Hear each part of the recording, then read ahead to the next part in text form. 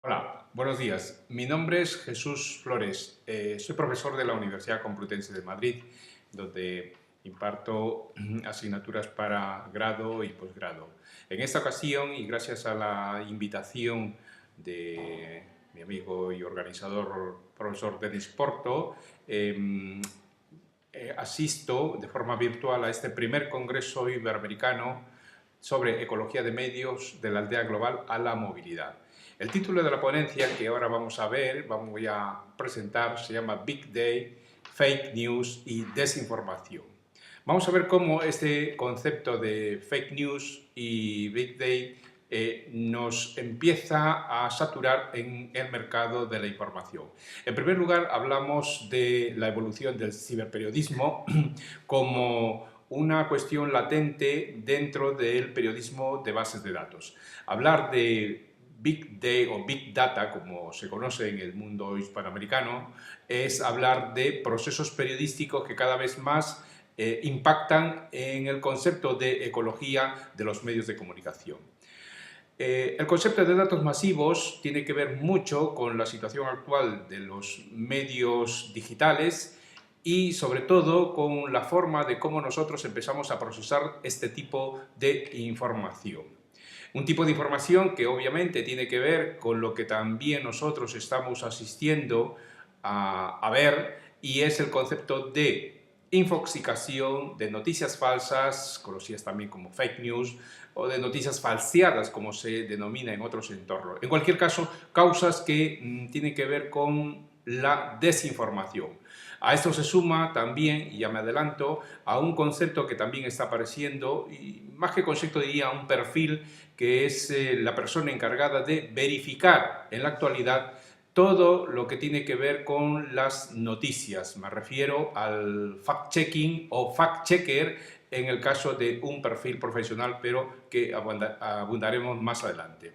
En todo caso, lo que nosotros vemos en la actualidad como este concepto de Big Data y que sumado a los medios sociales, pues crean un paradigma nuevo dentro de todo el comportamiento de los estudios de periodismo y la evolución del periodismo profesional.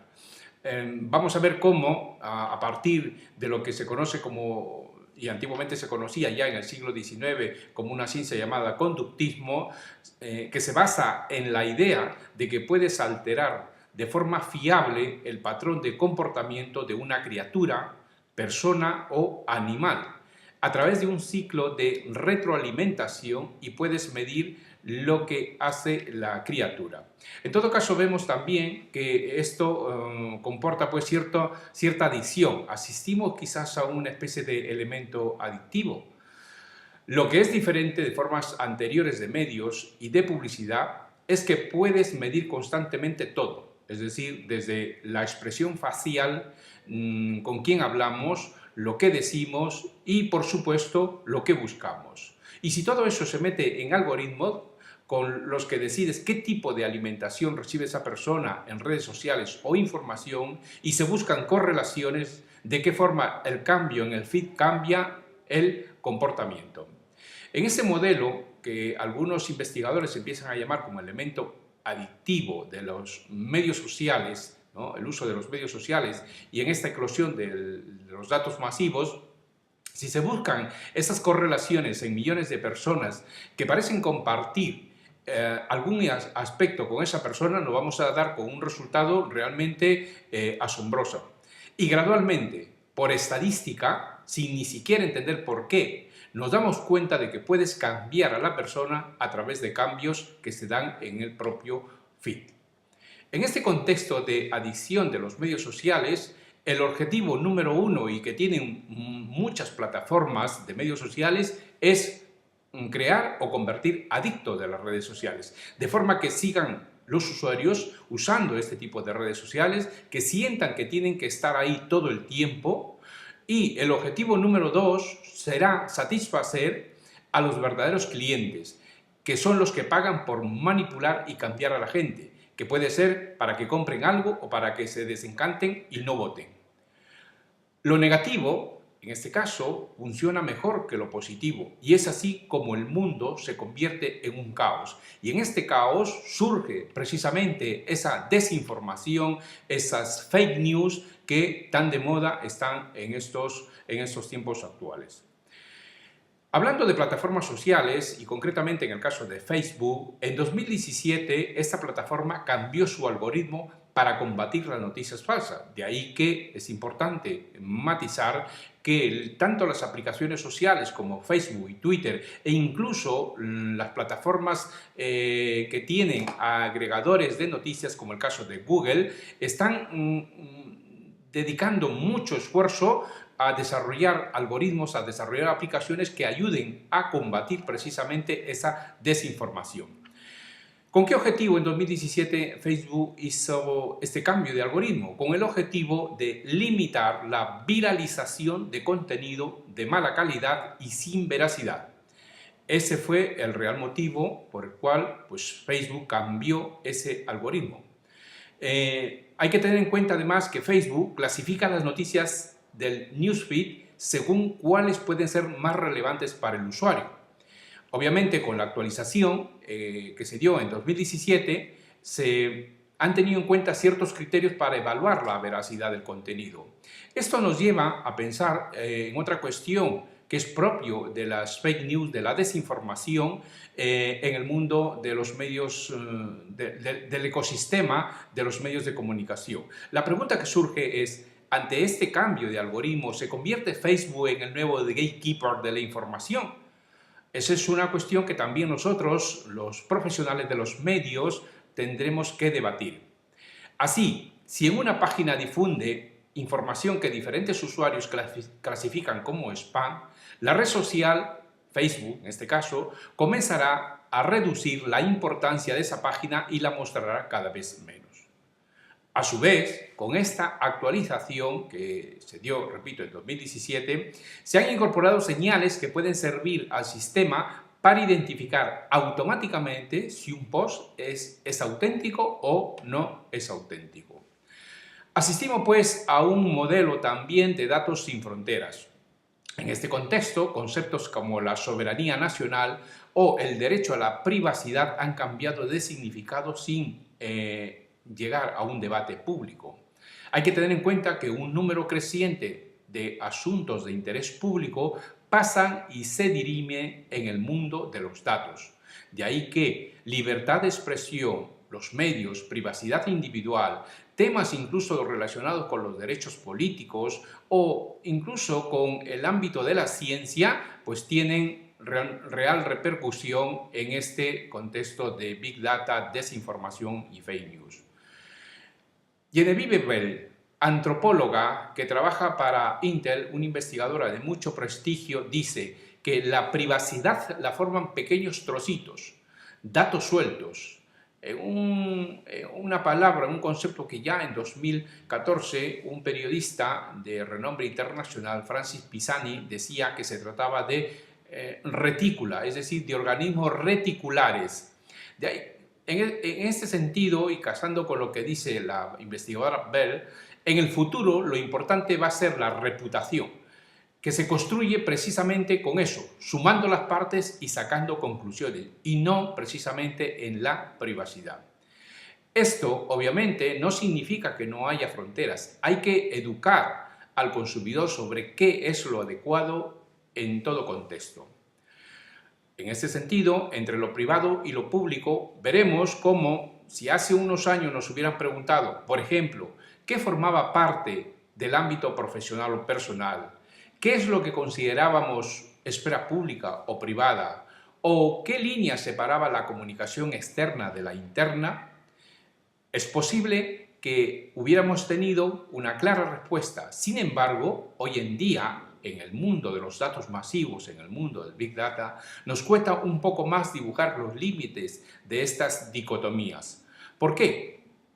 Precisamente por la llegada de Internet y el uso creciente de los medios sociales, que están desdibujando muchos de los límites que ya teníamos asumidos y que hasta ahora dábamos por sentado. A estos retos nos enfrentamos las personas, pero también las organizaciones de noticias. Las claves para saber cómo actuar ante estos temas pasan, en mi opinión, uno, por tener en principio una actitud digital, es decir, este concepto de cibercultura que realmente nosotros tenemos que empezar a tomar buena nota y sobre todo a educarnos en estos ámbitos, y en segundo término, aplicar el sentido común. En este contexto de datos sin fronteras, obviamente nos referimos a los datos en el sentido informático del término, es decir, registros generados por los dispositivos móviles que hoy llevan miles de millones de personas hasta enormes ficheros con información financiera, de movilidad, de pasajeros, de transacciones de tarjetas de crédito, pasando por dispositivos de monitorización de actividades personales o incluso de los llamados metadatos recopilados por operadores de telefonía. Es obvio que la tecnología avanza a mayor velocidad que las herramientas legales ante las cuestiones que provoca. Un ejemplo ha sido el esfuerzo por parte de autoridades europeas por hacer valer el llamado derecho al olvido. Un intento de adaptar la legislación de varios países y aplicar a escala europea su equivalente digital. En todo caso, el derecho al olvido se podría resumir como el derecho individual a que el titular de datos o informaciones solicite su borrado automático o supresión de la red debido a que las considera obsoletas, no relevantes o que interfieran con sus derechos fundamentales. Es también preciso indicar que quienes sepan manejar el concepto de datos masivos serán los dueños de un mundo nuevo en la política, en las finanzas, en la educación, aunque también en el espionaje y la guerra. Nosotros, los periodistas, nos estamos dando cuenta cada vez más de ello. De ahí que es importante también asumir que junto con la eclosión de este modelo de periodismo de datos surgen al mismo tiempo la demanda de perfiles profesionales que empiecen a trabajar con herramientas, aplicaciones y recursos que lamentablemente en la actualidad no se dan en las facultades de comunicación. Es importante pues asumir que esto es un reto que nosotros tenemos como docentes y también como discentes, el tener que tomar y asumir que este tipo de formación se debe dar cada vez más. Las facultades obviamente están abocadas en este proceso de cambio y de transformación, pero en mi opinión lo vienen haciendo de forma lenta. Nosotros, los académicos, debemos poner el inciso en este tema. No podemos nosotros quedar atrasados en el tren de las tecnologías de la información. No podemos vivir anquilosados en el pasado. Tenemos que tomar este reto como una cuestión no de un futuro, sino de un presente, porque se trata del presente futuro de nuestros estudiantes en las facultades de comunicación, en las escuelas de periodismo. En ese sentido, animo pues a que los académicos, investigadores y alumnos y estudiantes en general veamos cómo el desarrollo de este concepto de Big Data, el desarrollo de este concepto de desinformación y noticias falsas sean elementos que fagociten nuestra forma de entender el periodismo de este milenio, el periodismo de este nuevo ecosistema de medios de comunicación. En todo caso, es muy importante matizar también, por último, que este es el reto que debemos asumirlos todos. Muchas gracias y, en todo caso, estamos a la espera de alguna pregunta que se pueda dar a través de los medios sociales que precisamente en este congreso seguramente se estará poniendo en boga. Reiterar mi agradecimiento a los organizadores del congreso, a mi amigo el profesor Denis Porto, un gran experto en estos temas, y adelante con las siguientes sesiones. Muchas gracias.